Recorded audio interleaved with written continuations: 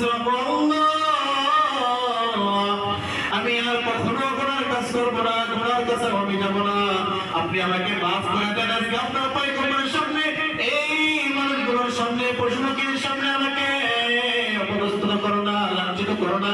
যেহেতু 40 বছর গুনাহ করেছি, তুমি আমার নামটা গোপন রেখেছো, কারো কাছে প্রকাশ করো নাই। তুমি আজকে আমাকে মাফ করে দাও, আমি আর কোনোদিন গুনাহ করবো না। এবার